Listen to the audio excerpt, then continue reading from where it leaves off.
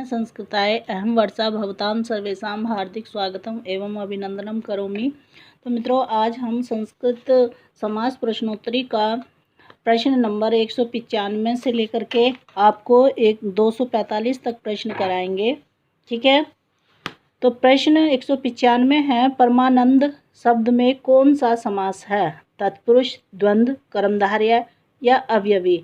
तो परमानंद शब्द में समास कर्मधारय हुआ। इनमें से कौन सा शब्द कर्मधारय समास का उदाहरण है? अंधकूप है, गृह प्रवेश है, प्रवेश, तिरंगा, सुख दुख। तो इसका आएगा अंधकूप।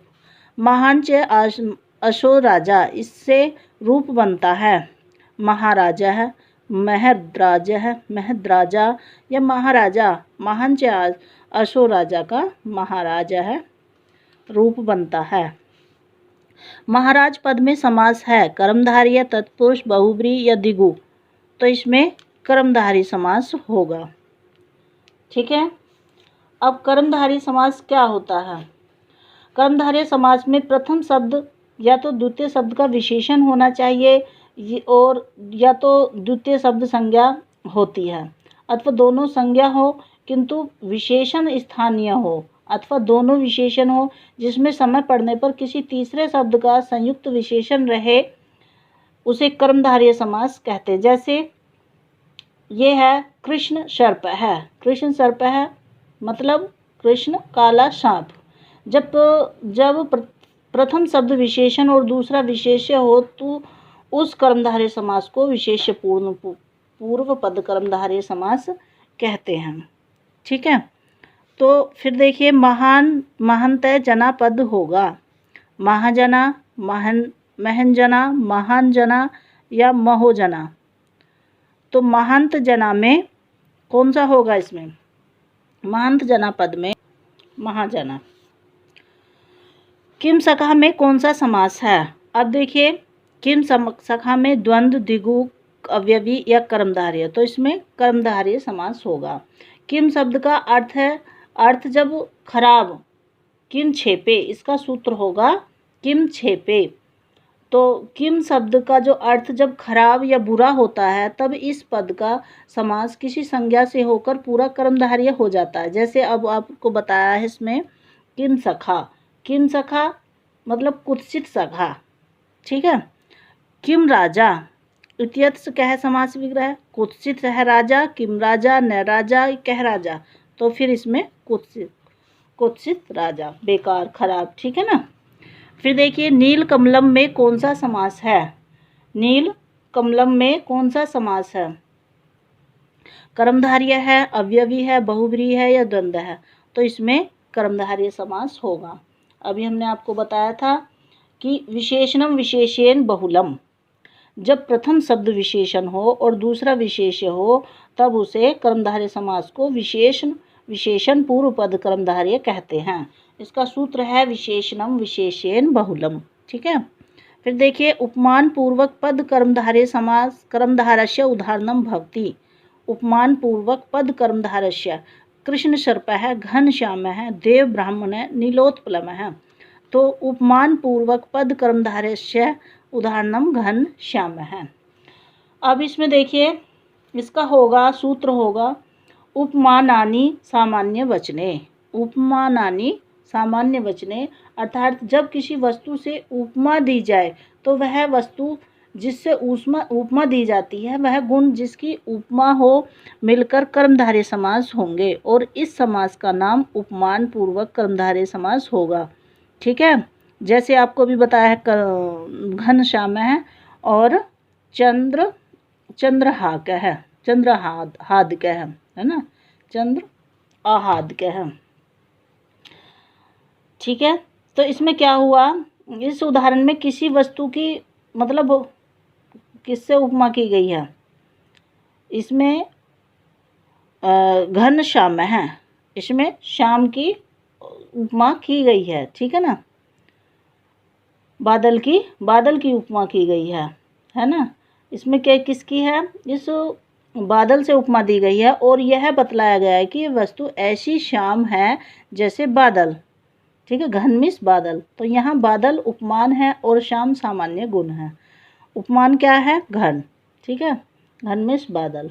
फिर देखिए घनश्याम में कौन सा समास है? कर्मधारय, अवयवी, द्विगु या द्वंद्व? तो इसमें कर्मधारय समास होगा।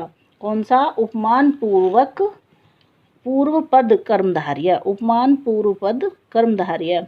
फिर देखिए पूर्व पद प्रकृति स्वरात है, स्थूल प्रशति इत्यत्र कह समास है? षष्ठी तत्पुरुष कर्मधारय या पंचमी तत्पुरुष या बहुव्रीहि? तो इसमें बहुव्रीहि। नील गगने, नीलम च ततः गगनम तस्मिन्, नीलम च गगनम इति, नीले गगने इति, नीलाय गगनाय। तो नीलम च ततः तत् गगनम तस्मिन्। फिर देखिए शुष्क पत्रम पद में समास है, तत्पुरुष, द्वंद्व, कर्मधारय या बहुव्रीहि? तो शुष्क पत्रम में पद में समास है कर्मधारय। ठीक है, फिर देखिए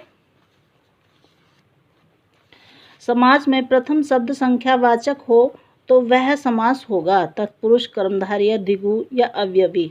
तो समास में जो प्रथम शब्द संख्यावाची हो तो उसे द्विगु समास कहते हैं। ठीक है, अब देखिए द्विगु समास का सूत्र है संख्या पूर्वो द्विगुहु, संख्या पूर्वो द्विगुहु। जब प्रथम शब्द संख्यावाचक हो तो उसे द्विगु समास कहते हैं।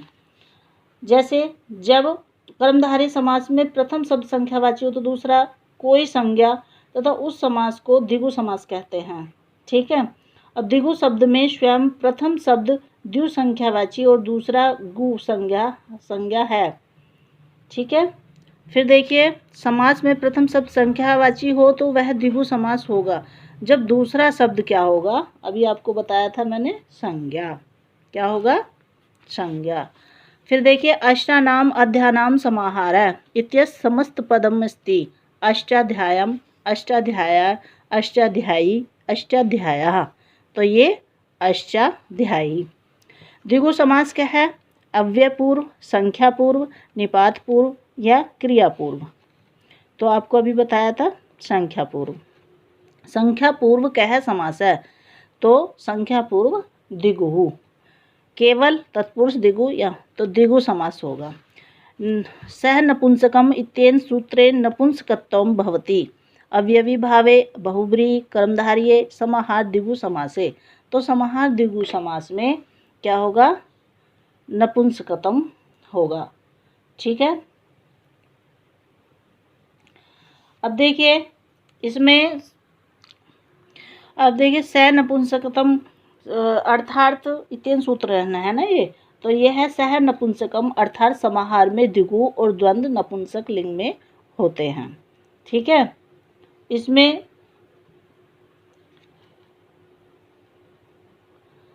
अब देखिए द्विगु समासस्य कस्य समासस्य भेदः? समासस्य भेदः कर्मधारय, स्वतंत्र या तत्पुरुष या बहुव्रीहि?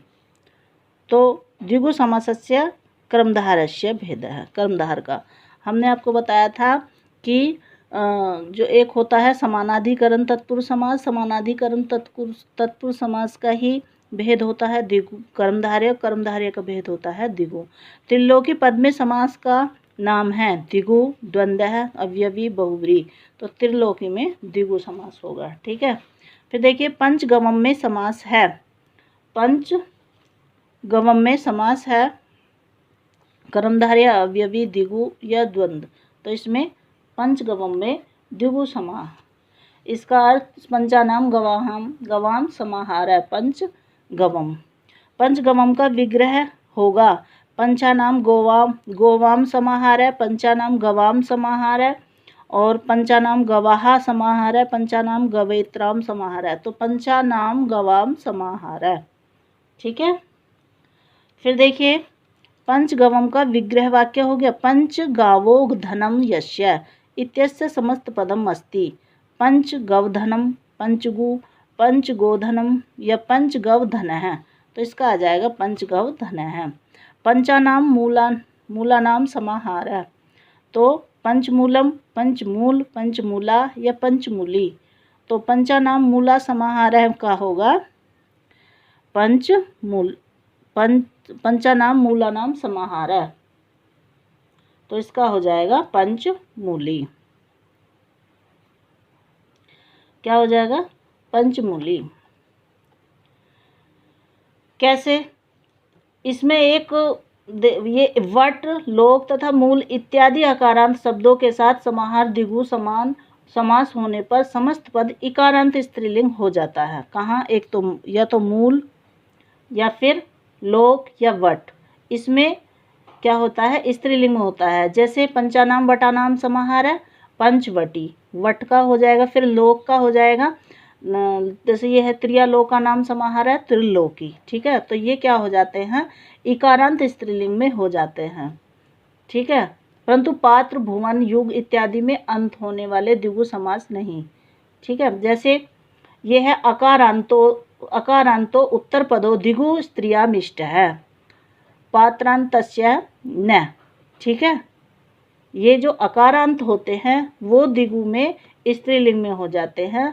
जो पात्र या भुवन होते हैं युग, उनमें नहीं, द्विगु समास में इनमें जो है स्त्रीलिंग नहीं होते हैं। ठीक है, जैसे भुवन में होगा त्रिभुवन।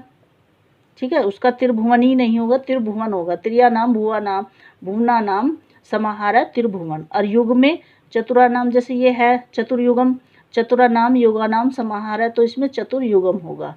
ठीक है, और जो पात्र है ये है पंचानाम पात्रा नाम समाहार है, तो पंचपात्रम, तो इसमें स्त्रीलिंग नहीं होगा।